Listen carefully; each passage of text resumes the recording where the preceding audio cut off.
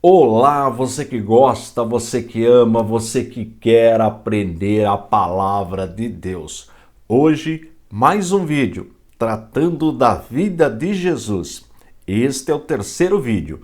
Os vídeos anteriores estão disponíveis aí no playlist A Vida de Jesus. E na aula anterior nós tratamos das mudanças que ocorreram antes de Jesus nascer.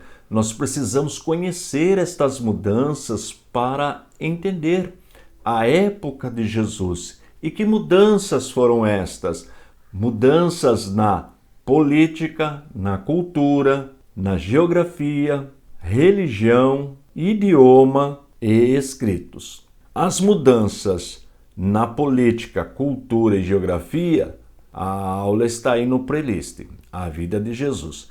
E hoje nós vamos concluir estas mudanças. Então estão faltando 3. A religiosa, a do idioma e dos escritos. Mas antes eu tenho um recadinho para você. A Regina, a nossa assistente, está preparando a minha agenda de palestras e seminário para o ano de 2022, o ano que vem. Se você quiser levar uma palestra ou um seminário para sua igreja, para sua comunidade, ainda dá tempo. E um detalhe importante, eu não cobro para palestrar. E a palestra ou o seminário podem ser agendados por e-mail ou pelo nosso WhatsApp. O e-mail é o teologia@icp.com.br e o WhatsApp 21 98622 3266. Repito, eu não cobro para palestrar, tá bom? Tem muitas vagas ainda na minha agenda para 2022. Mas agora chega de moleza, vamos trabalhar. Mudanças na área religiosa. Nós encontramos 2 grupos principais na área religiosa: o grupo dos fariseus e o grupo dos saduceus. E quem eram os fariseus? Segundo alguns estudiosos, nós não podemos afirmar, mas estes pesquisadores dizem que a palavra fariseu significa separado. E realmente, eles procuravam viver separados do pecado. Essa é a ideia, embora não possa ser confirmada. Os fariseus surgem por volta do ano 140 a.C., período dos Macabeus. Há quem diz que surgiu até um pouco antes, mas vamos ficar com essa data aproximada, 140 antes do nascimento de Jesus. E eles vinham, os fariseus, do povo comum e tinham como objetivo ensinar a lei para o povo, defender a ortodoxia, ou seja, as doutrinas ensinadas por Moisés, pelos escritos, pelos profetas. Este era o objetivo dos fariseus. E eles eram legalistas e ritualistas. Olha que interessante. Aceitavam a lei, os escritos, o Antigo Testamento que nós temos na nossa Bíblia. E também a tradição, que era a forma oral de transmitir os ensinamentos da Bíblia. Como eles vinham do povo comum, eles tinham o apoio da sociedade. Eram adversários dos saduceus, nós já vamos ver os saduceus, mas eram adversários, guarda esta informação. Eram conservadores da palavra, chegavam a ser fanáticos. E os fariseus sempre foram um grupo menor.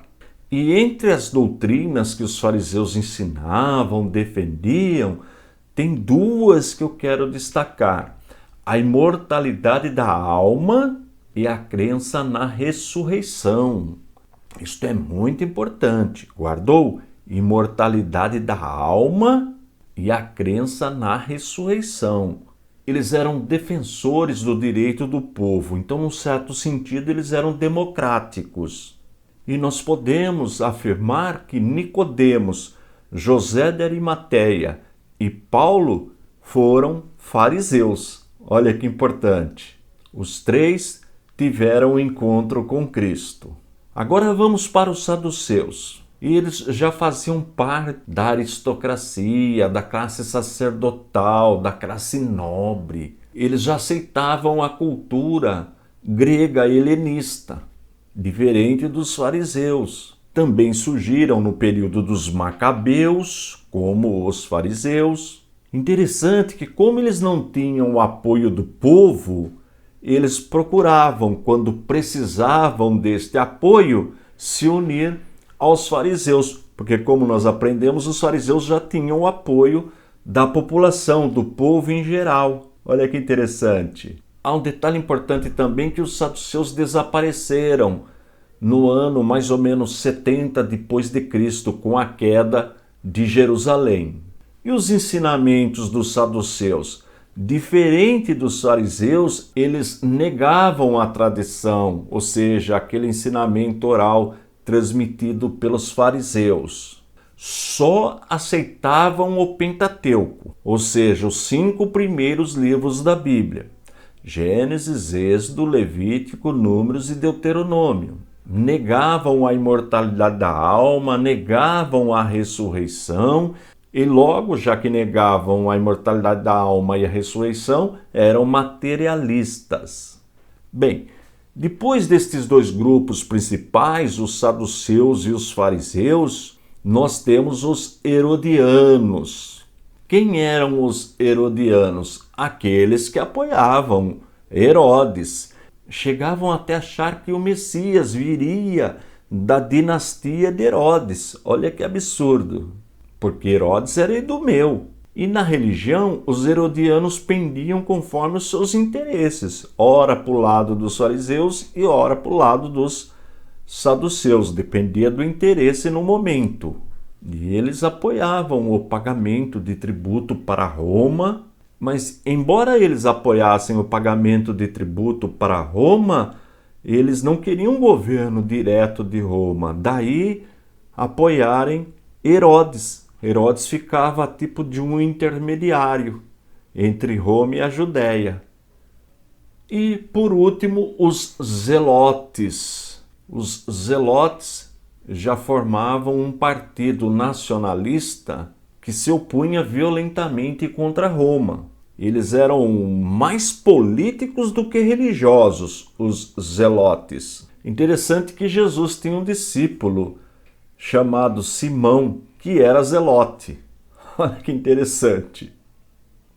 Nós temos também na religião os escribas, que são os mestres da lei. Era uma classe especial porque copiavam documentos importantes. Na época era tudo manuscrito e nem todos sabiam escrever. Então o trabalho dos escribas ele era muito importante e especial. E na época do exílio babilônico, eles ensinavam para o povo a lei de Deus, ou seja, a palavra de Deus. Veja que Esdras era escriba. Só que tem um probleminha aí, os escribas, no zelo de proteger a lei, começaram a aumentar as exigências da lei. Pois nós vamos ver isso aí nos ensinos de Jesus. A que ponto os escribas chegaram, os ensinadores da lei chegaram. Temos também os sacerdotes, que deveriam ser descendentes de Arão, irmão de Moisés, da tribo de Levi. E nós temos os sacerdotes que viviam em Jerusalém. Estes trabalhavam de forma integral no templo, mas nós temos também os sacerdotes que viviam fora de Jerusalém. E estes participavam do rodízio dos sacerdotes, que foi criado na época de Davi. Os sacerdotes que viviam em Jerusalém, eles eram mais importantes do que aqueles que viviam fora de Jerusalém. Encontramos também neste período o sumo sacerdote, que deveria ser descendente direto de Arão, só que na época dos macabeus, o sumo sacerdote passou a exercer também o poder político, o que foi terrível para a nação. Não funciona. Política e religião são coisas distintas. Isso é um exemplo muito importante para os dias atuais, porque o religioso cuida das coisas espirituais e o político cuida das coisas materiais. esse casamento é prejudicial. E foi o que aconteceu nesse período dos Macabeus. A união da política com a religião foi um desastre para a nação. E com o domínio de Roma, Roma passou a escolher o sumo sacerdote da mesma forma que escolhia os seus representantes políticos. Ocorre que o sumo sacerdote ficava exercendo o seu trabalho, a sua função até a morte. E isso nós vamos ver com clareza na época de Jesus. Temos também o Rabi, que significa meu mestre, meu senhor. João era chamado pelos seus discípulos de Rabi, Jesus era chamado pelos seus discípulos de Rabi, e os escribas também queriam este título de Rabi. Nós vamos entender isso aí nos ensinamentos de Jesus. Temos também, ainda na questão religiosa, o Sinédrio, que era formado por anciãos, pelos principais sacerdotes e pelos mestres da lei, os escribas. E o Sinédrio era presidido pelo sumo sacerdote. O governo, embora dominado por Roma, grande parte do governo ficava nas mãos do Sinédrio. O Sinédrio também foi abolido após a queda de Jerusalém, no ano mais ou menos 70 depois de Cristo. Temos o templo. O templo foi construído por Salomão mais ou menos no ano 950, só que foi destruído pelo Império Babilônico por volta do ano 586 a.C. Mas com o retorno do cativeiro, com o retorno da Babilônia, na época do Império Medo-Persa, com Zorobabel e Esdra, foi reconstruído o templo. Só que a estrutura foi menor, foi inferior àquele templo construído por Salomão. Mas, quando Herodes assume o governo da região, ele manda ampliar o templo. E para ampliar o espaço, Herodes manda construir o muro para o aterro, que é o Muro das Lamentações. Existe até hoje. E como nós já aprendemos, Herodes fez isto para agradar o povo judeu. E realmente ficou magnífico o templo. Sinagogas. O que era a sinagoga? Na época do exílio babilônico, os judeus construíam esses espaços para estudar a lei, para estudar a palavra de Deus. E nós vamos encontrar estes templos, estas casas de estudo da palavra distribuídas em todo o Império Romano, o que facilitava muito o trabalho de Paulo. Veja que quando Paulo começou a pregar o Evangelho, primeiro ele ia na sinagoga. Os templos que nós usamos hoje têm origem na sinagoga. Portanto, o objetivo principal do templo é o ensino da palavra de Deus. Igreja que não ensina a palavra de Deus tem alguma coisa errada, porque ela vem de lá, da época das sinagogas. Olha que interessante, como é importante entender estas mudanças que aconteceram. Vamos agora partir para outra mudança, idiomas. Nós sabemos que o Antigo Testamento foi escrito na língua hebraica, mas na época de Jesus, eles não estavam mais falando o hebraico, estavam falando o aramaico. E também usavam como língua auxiliar a língua grega. Era como o inglês hoje. Nós temos aqui no Brasil a nossa língua é a língua portuguesa, mas é muito importante conhecer a língua inglesa, porque ela é usada no mundo inteiro. O grego estava para aquela época como o inglês está para nós hoje. Olha que interessante. Então, com certeza, Jesus falava aramaico, hebraico, porque nós vemos ele lendo textos bíblicos, e provavelmente Jesus também falava a língua grega. Não podemos afirmar, mas com certeza o aramaico e o hebraico Jesus falava. Daí a importância do papel do escriba, dos doutores da lei, para ler, porque nem todos liam mais o hebraico. Na sinagoga precisava de alguém que conhecesse o hebraico para ler e interpretar para o povo na língua aramaica, que era a língua que eles estavam falando na época. Veja que já o Novo Testamento foi escrito na língua grega, o que facilitou. Bem, só falta agora os escritos. Nós temos o Antigo Testamento na língua hebraica, mas neste período nós também temos o Antigo Testamento na língua grega, que é a Septuaginta.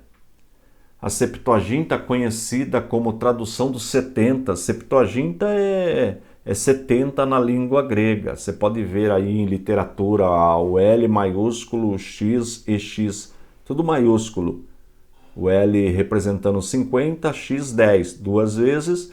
Então L 50 mais 10 e mais 10, 70. Septuaginta. Ela foi traduzida do hebraico para o grego a pedido do rei Ptolomeu Filadelfo, em Alexandria, por volta do ano 285 a.C.